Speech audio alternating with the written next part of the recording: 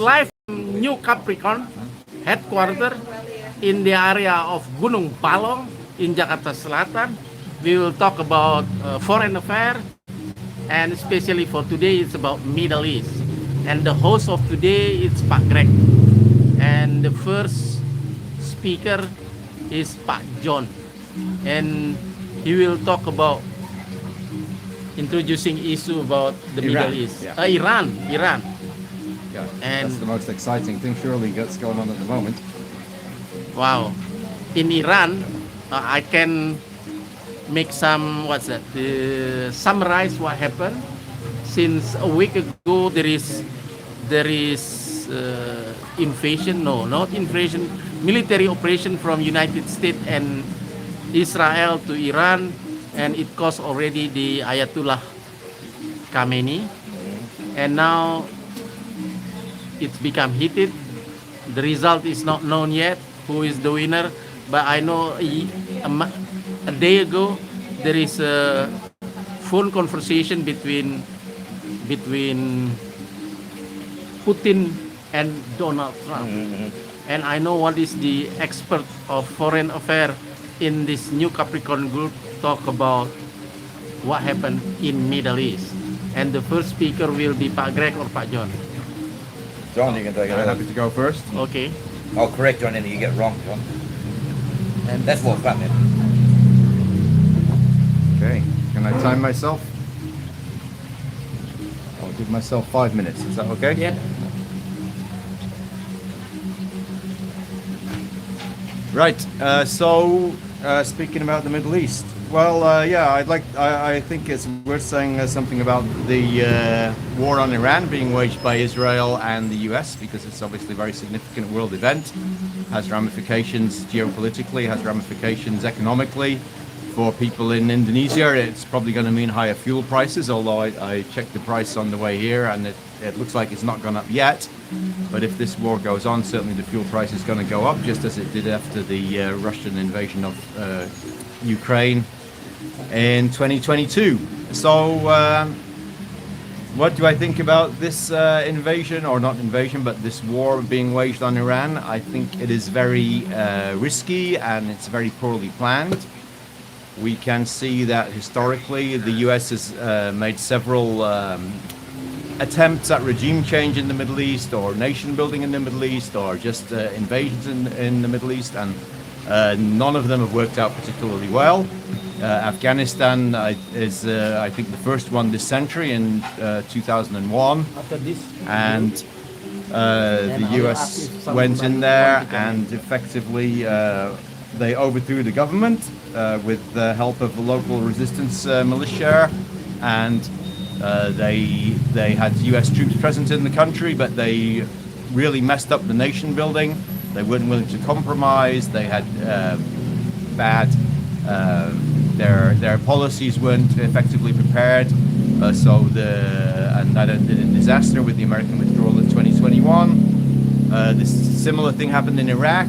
There was no real justification for the invasion. The American government gave lots of different reasons.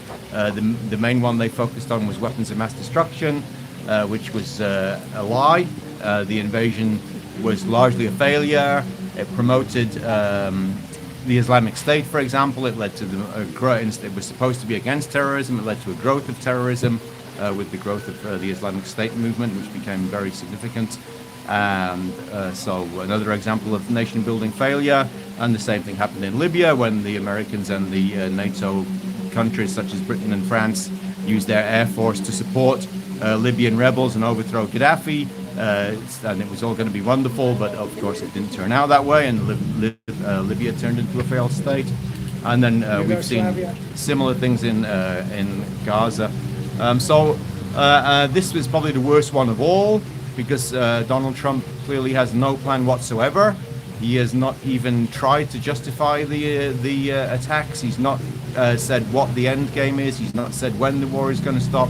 He's not said what America is trying to achieve, although he has said various things about it. He mentioned regime change, but then he said effectively he's not going to do anything in order to bring about regime change.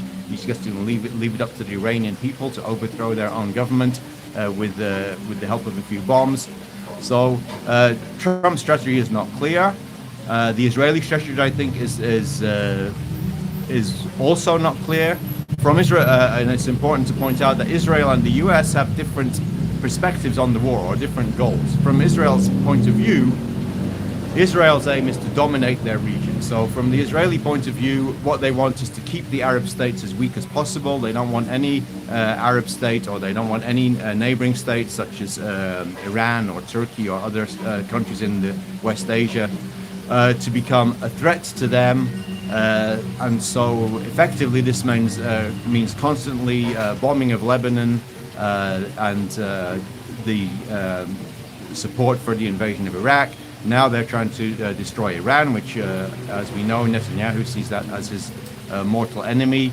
But the issue here is that even if the war that the US and Israel is waging, for example, overthrew the Shiite Islamist government in Iran, what kind of government would replace that? If it was a democratic government, the democratic government in Iran would also not be necessarily supportive of Israel. It would have to respect the views of its people.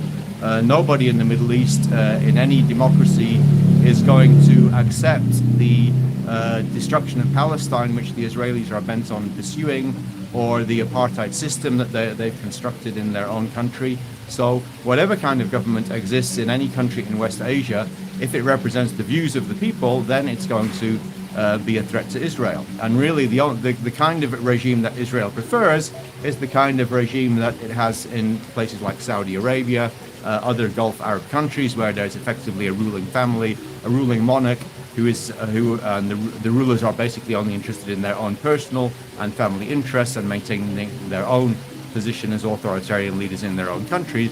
Therefore, they are willing to make deals with Israel, make compromises, and accept the what you might call genocide of the Palestinian people.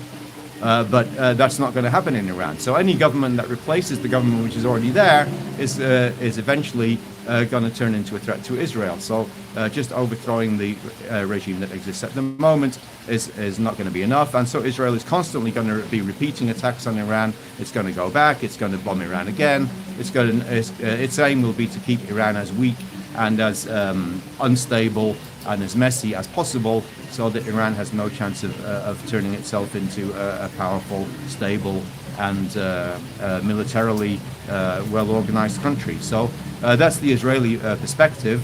And so the Americans, they might not share exactly the same view of Israel, but as we see, Donald Trump does not really have any kind of coherent strategy. He would like to get his hands on the Iranian oil somehow, as he thinks he's going to do that in Venezuela, and he probably would like to do the same thing in Iran, but he doesn't have a kind of effective way to do that. He's not willing to put the American army into Iran to install a pro-American government. So I think that kind of goal is not achievable. And so effectively it's really just an air war which is designed to kill lots of Iranian people, keep the Iranian nation unstable, difficult to govern, economically backward, and to try and keep Iran as weak as possible for as long as the Americans and the Israelis can continue to produce and to use munitions, which obviously they can do for quite a long time because they have lots of economic resources, but without any kind of productive or creative outcome that is going to lead to a more stable world. And in the meantime, as I said, the price of oil is going to go up. There's going to be a lot of destruction to infrastructure in the Gulf Arab countries, which is going to create an even more destabilizing situation, potentially going to cost American support of countries like Saudi Arabia and so on, which will become, those countries will become more pro-China.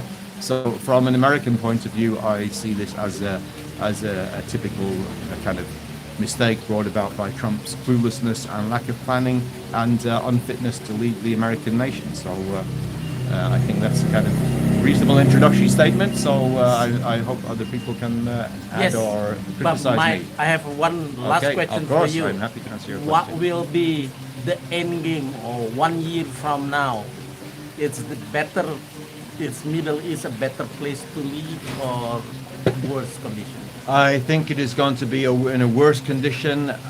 Whatever happens in Iran, as I said, first of all, I think the most likely thing is that the present Islamist regime is going to stay in power in Iran, just with the new leader. In that sense, the situation will be similar in a year from now as it has been before, where Israel and Iran are at war. And as I said, even if there is regime change, Israel and the US are going to have to keep Iran weak permanently, because a democratic Iran is no more going to accept the Israeli genocide in Palestine than the Islamist government does now. So I think the situation is going to remain unstable.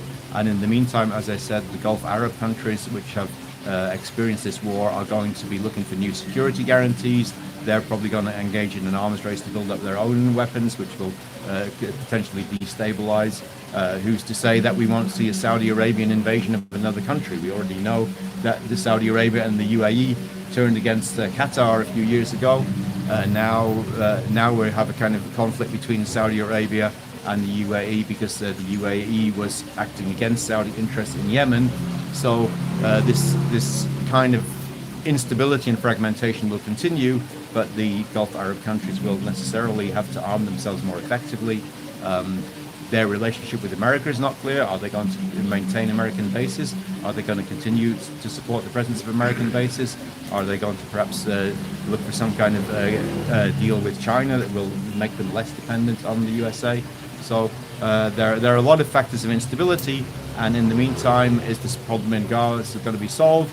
No, it's never going to be solved, because the fundamental thing is that the Israeli system is an apartheid system, and it's designed to prioritize the Jewish population of Israel at the expense of the Arab population within Israel itself, and also across the whole of Palestine. And therefore, that system is never going to be accepted by any kind of democratically elected government across the Arab world. Therefore, this kind of American perception that we have heard, that America can go into the Middle East, promote democracy, promote human rights, the Arab countries are all going to become kind of democratic and stable and join in the community of nations. That's ridiculous. It's clear that Donald Trump doesn't believe it himself, because what he is essentially interested in is making transactional deals. But Donald Trump doesn't think even 2 weeks ahead, let alone 2 years ahead. So his plan for the outcome next year doesn't exist. Where he doesn't have any vision of what a better Middle East is going to look like. His vision is that the Palestinian people are all going to disappear into the Mediterranean Sea. He and his real estate cronies will take over Gaza and turn it into a beach resort. That's the way that he sees the Middle East. He doesn't have any kind of vision that takes into account the needs and wishes of the Palestinian people, or of any of the other people who live in the region. Thank you, Pak John. So I'd like to continue the discussion with your friend Of course, Pak Greg. they have many Pak important Greg. opinions. Pak Greg, I have a question. So this will be a regional conflict, or it become a bigger, what we call the world conflict? What is your comment on this? First, I have to agree with just about every part of John's analysis. I think they're pretty much the established facts. In fact, I don't want to waste my 5 minutes repeating the same facts which John has quite eloquently outlined. I'd like to go beyond perhaps to the wider ramifications of what's going on. And I'd like to do that in summarising what they now call the Epstein regime. I don't know which commentator cited that term. What's that? The Epstein regime. Oh, Epstein, yeah, okay. And it captures Jeffrey the Epstein. American-Israeli liaison. It also captures the fact that what's going on between the Zionists in America and the Zionists of Israel has ramifications beyond the Middle East. There's a cultural impact on America, which the Epstein papers are bringing out. The corruption and the decay within the American society, which is a point that the Americans themselves, a lot of decent Americans, are quite worried about the way their nation is progressing. And the same powers and influences which are and have been corrupting American society, quite obviously the COVID vaccine and what happened there, the ability of money and power to short-circuit the political process, to sell nonsense like well, that ivermectin is no good for you, and that you can't get acquired immunity, you need an injection. Some very simple, basically factual things which we were told we're not allowed to believe because they don't suit the purposes of the power. That's an element, I think, of the Epstein regime. And what I see, the unfolding events in the Middle East are in a natural progression. I think it was the old, who was the Admiral of the Fleet from America, Wesley Clark, wasn't it? Wesley Who Clark, just yeah. after the General World Trade, Wesley Clark, yeah. he mentioned that he's just got a list of the 6 countries which Israel is planning to wipe out within the next, they played then 10 to 10 years, but it was what they wanted to get rid of Syria, they wanted to get rid of Somalia, they wanted to get rid of Libya, they wanted to get rid of Iraq, but they outlined them all. And the only one left standing was actually Iran, and that's the toughest nut of the lot. But this, I think it's better to describe this rather than an American, which has got a very multifaceted country, or an Israeli, which is also somewhat more less multifaceted. But it's I'd say the Epstein regime, which is a culmination of American powers and Israeli powers, and it brings together the worst and most dangerous elements of all the corruption and bad things that are going on in America, and the worst corruption and bad things that are going on in Israel. And that's all, to me, summarized within the ethics and the lifestyles and the morality of Epsteinism. And that seems the underpinning morality behind the way this war is being propagated. You're in negotiations, theoretically, you're in negotiations to find a solution. In the middle of negotiations, they bomb. What has been done in this war are almost unique acts of bastardry by the rules of war. The bombing of representatives of countries meeting in a commonly agreed forum to discuss peace, and they get bombed. Nations attacking other nations' embassies with no permission. The breaches have been absolutely easy to see. But so easy to see that people in Israel, in America, around the world are waking up. America's very close ties to Kuwait, to Dubai, Qatar, etc., those nations there. I can't see them surviving this. They always claimed that their bases were there to help support and then defend those nations. But it's also come out that as Israel realized that this wasn't going to work out too well, that the so-called sudden attack to destroy the capacity of the Iranians didn't work, they quickly called them, look, we're in trouble, can you get a few things back home? Because we don't really care if they bomb Qatar or Kuwait or these other places, but a section of the forces in the Middle East to defend those assets were moved back to Israel, where the priority is, look, everything is Israel. And I think that is what the world is seeing through this. The America's addiction to Zionism and that element of the Israeli government must surely now be broken. The money that came out of the Gulf state countries and went into purchasing American bonds, buying American shares, supporting American companies, the amount of American businesses which have their headquarters in those areas of the world, the tax havens, etc., that's all under major threat now. So the economic implications of that are huge. And I think this is really going to be a major step towards a reset of the world order, but not quite maybe in the way that the planners of a new world order were hoping. Although one of their theories is they just wanted general total dismay and destruction, whereby they thought the powers of the BIS and the WEF and their combined power might be enough to take over. But it seems that in this case, the powers of those forces are not enough to eradicate Iran. And that's become a gelling point for other countries who also don't wish to be ruled by the same powers that are reflected by the WEF and the BIS and IMF and other major international financiers. If I use my 5 minutes here. Thank you. Okay, let's go on. Let's find somebody who's got a divergent point of view. I'm talking to a broader view, because I won't contest any of your points, John. That's all. But to me, the implications of that go beyond just the relationship between who's going to lose money in this war. But this is, to me, a breakdown of a whole international order of play, and it's almost like a punch and duty play of morality. Of Candace Owens is the observer who's gone. She described how back in ancient societies they used to have mystic religions, and they used to have sex, and they used to have rituals which were paganic. And she said, look, the fact is they haven't completely been resolved. Some of the richest people and powerful groups in the world still practice these old-fashioned pagan rituals. And this idea that most countries are run by basically decent, God-fearing people, that assumption is now being called into question. And the real war will be people who are God-fearing and love life against people who are not God-fearing and who actually work against the interests of life. And that's the way I see this conflict coming to a head. Which way it goes? Inshallah, God will win. But the forces are well stacked. So, according to you, it's not only about Epstein effect, but it's also the religion. Well, I see Epstein as an epitome of ancient, barbaric, satanic practices.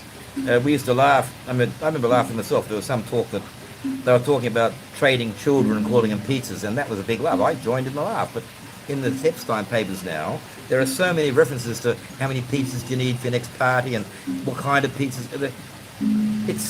They actually were discussing the trading of children, the passing on of children, supplying them, and of course they couldn't say how many children, so pizza was indeed the term. So and there's so many ugly realities. Jerky, kids being not just sexually assaulted, but being killed. It's not something we like to comprehend, and you can only get it online in terms of Satanism, in terms of paganic practices, ancient rituals, Baal, and I've always been very much an anti-abortionist. To me, that's the most obvious. We're killing babies. It's pretty simple. If people don't want their babies, they're killing them. But wouldn't that make Satan terribly bloody happy? He loves blood sacrifice of the most innocent, and this is a lot of way these wars and other things that are going on. I even wondered when they blew up the kids. Is this sort of like a blood ritual? Sort of, we want to get to war. Here's an offering to the gods. Is that what it was? Because there seemed to be no strategic or out of the theories of war. What's this all about? And I haven't heard anyone else explain it. But okay, is this a blood offering for the success of our ventures? Anyway, Thank you. Maybe I'm talking too much. Carry on. Thank you, Pak Greg. Because it started with discussion what happened in Iran, and then later I heard about Epstein effect, the difference in religion, paganistic activity.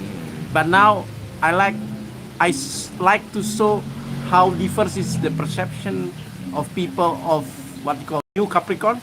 And now I like to invite Pak John Carter, and he is normally talking about John Mersemer analysis and what analysis happen for conflict around the world.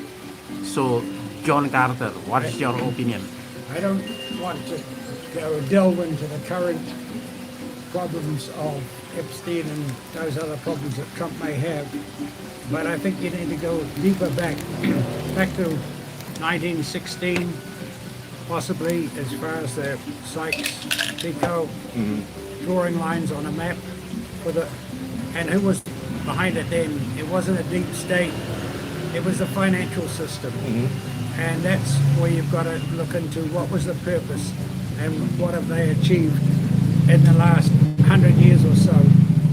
And what they achieved by deliberately putting lines on the map that gave away the fact that the Kurds didn't deserve any sort of division, because the Kurds were just people that wandered over the countryside, had no major town, although there were possibly 40 million in current terms of Kurds that deserved to have their own state.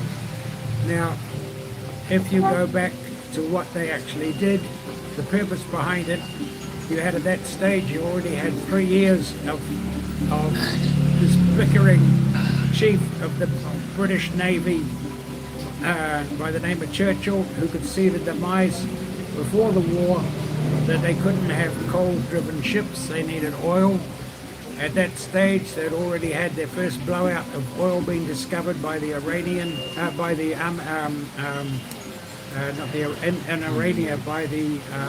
Armenian oil explorer. What year is that? A blowout of drilling for oil. He'd been discovering In what year is that happened? 1940 something. 1915. Yeah, no, he got called back when the war broke out, if I remember his time. He had been, and since even after then, he was the one that was going around the Seminian taking 5% on how we should split up the oil and that happened. Now, the oil was one of the major concerns of the French and British in particular, especially Churchill, that wanted to switch their ships into oil rather than coal. Not only that, they had their Suez Canal that needed protecting. They drew maps, lines on the map, the lines at the time that we refer to as Sykes Picot lines. Picot was from France, Sykes was the British guy. They went round promising Arabs throughout the Middle East on what they could achieve. They conned up. They had T. Lawrence come in during the war to say, come in and to the Arabs and said, back us and we'll give you all this and that. They promised the earth. Sultans were signed over to it. And then, and after 1920, when they had where they did the split up, with even the Japanese were there, and the British and the French, etc., on how they should implement all this. And what did they achieve? The Zionism, take the two lines on their map, on their flag, the blue line at the top and the bottom, one represents the Euphrates, the other represents the Nile. The idea was we've got to go as far as the Nile to protect ourselves. And if you look at that area there, which is Euphrates to the Nile, which was the policy of the early Zionists in England in particular, the Zionism in that place was quite open. It was the fact that the Queen Victoria was obviously a descendant of King David, therefore Britain. I mean, we're all Zionists, we should all be following that way. And the influence when they took up Darbyism from the exclusive brethren and turned it into the use of Schofield's Bible with his irrational cross-references that went on there to convince these crazy evangelical Zionists throughout the world to follow it, which is something that's only happened really over the last 50 years or so that have grown. You've got to look back and say, what were they trying to achieve? And Iran was never in that area. Iran is already considered to be a major 2,700-year state that is well looking after itself and will continue to do so. When we talk about concluding this event, it's nothing to do with Iran falling apart. Iran has the systems and the rockets. They don't need to have old-fashioned Second World War aircraft carriers, which are very vulnerable to being hit by a missile. They don't need to have Mickey Mouse aircraft like F-35s, which are no longer invisible to the latest radar, which Iran is getting from both China and Russia, whichever one it may be. So they have already developed the whole nation to virtually live like troglodytes. They're in their tunnels, they're down underneath with thousands of little ships that can, rather than boats, self-propelled boats, auto-driven, with their facilities to sink any boat that comes in there. They don't need to put any mines in Hormuz Straits. They've got these other aircraft. They've got hidden weapons in caves along the coastline, and America just hasn't got a shit show to try and take over the Hormuz Strait. They will suffer, and they will going to have to back down. They will be begged by Israel to stop this war because Israel's already lost the protection of their golden dome or iron dome that has completely collapsed, because the first days and the first minutes of this confrontation after the war started by Israel and US to destroy the whole hierarchy in Iran, the first things they did was to not hit the American embassies or anything like that in the States. They went straight for the killer shots at the vast, capable domes of their radar systems, destroyed those, and America lost their facility to download immediate paths of the future tracking of any sort of incoming missile. That is why Australia is begging to finish this. Israel is begging to finish this confrontation. I can see that this isn't going to end immediately because people are underestimating the power of what Iran has and is capable of doing. This is a civilization that's been around a long, long time, 2,700 years. They were there with their wise men turning up when Christ was born. They weren't just any old Mickey Mouse state there. Iran was never meant to be taken over by the Zionist people that are seeking an Armageddon without the use of God. How can, if they say God is going to have the Armageddon, why are they trying to make it up themselves? They don't have the power. These crazy people that want to have the rapture and taken up to heaven so that every Jew can become a Christian is Mickey Mouse theory and Mickey Mouse belief. And it's a shame that I can know people that are evangelical Zionists and think that that is Christianity. It is not. Thank you, Pak John. So it starts with the introduction of John, then about what happened in Iran. Then it become more emotional and political commentator by Pak Greg Reddenn and John Carter. Now I like to call my favorite political commentator in Indonesian television on what is the impact of what happened in Iran and our conversation today for other country political or domestic issue, especially maybe for Southeast Asia. Kevin Evans.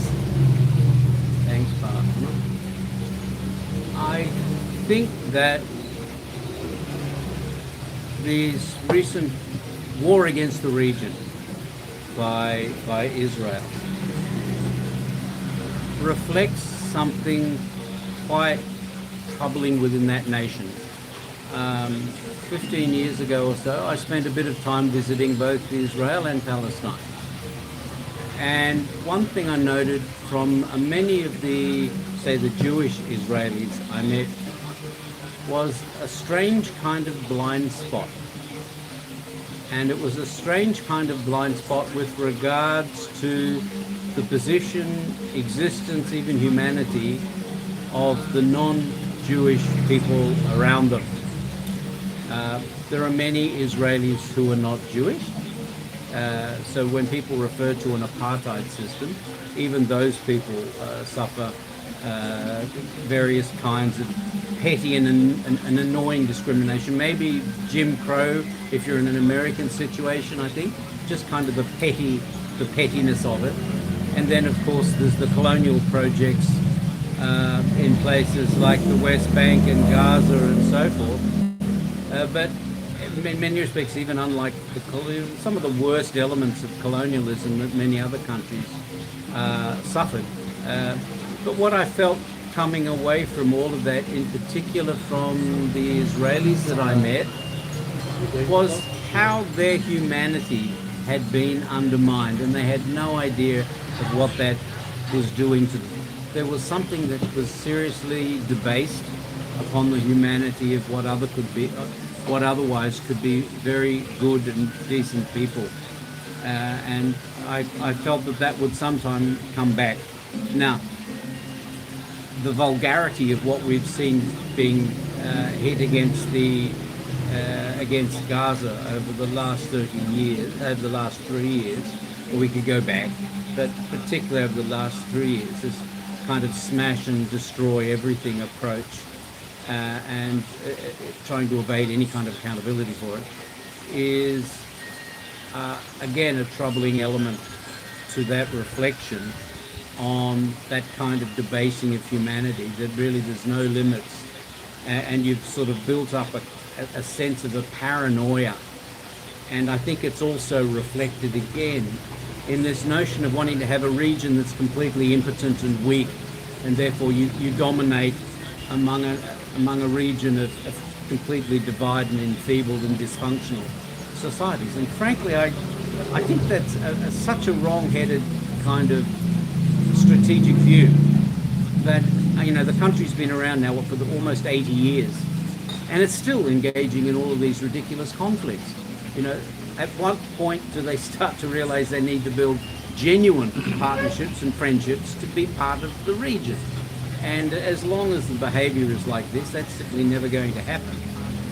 From the American perspective, of course, I wouldn't expect any kind of strategic or any kind of competent perspective coming out of the current administration.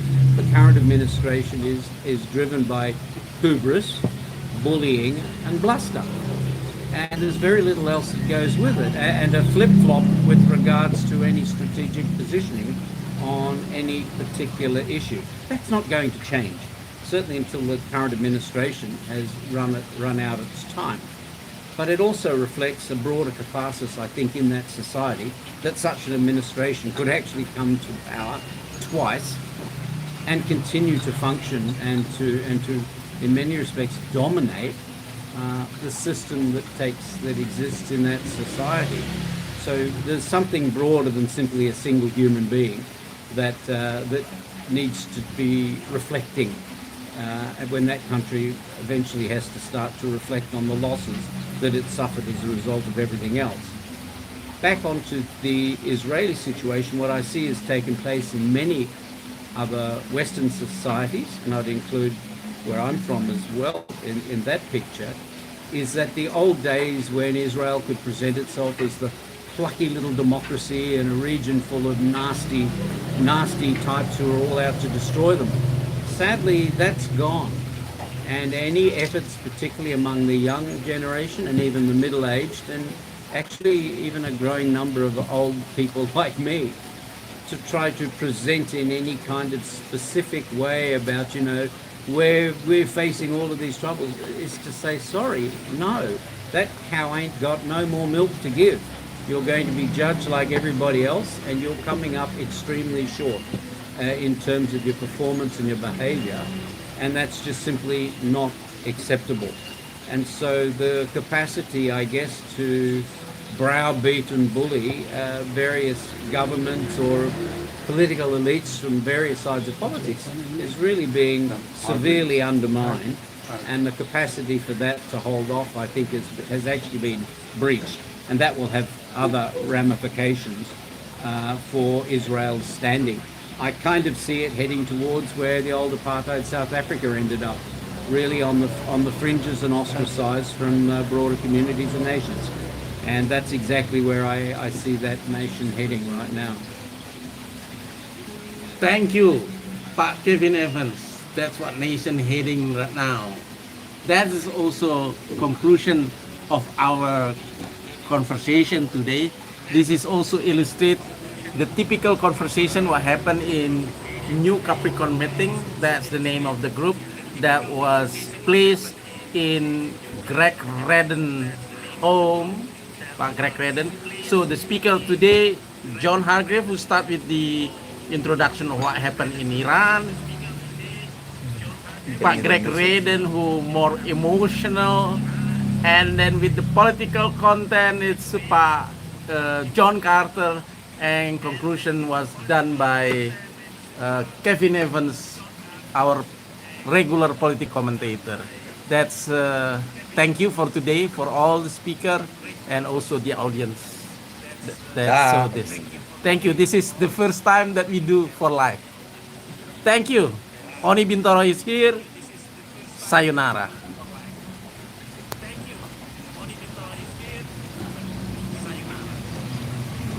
Was anybody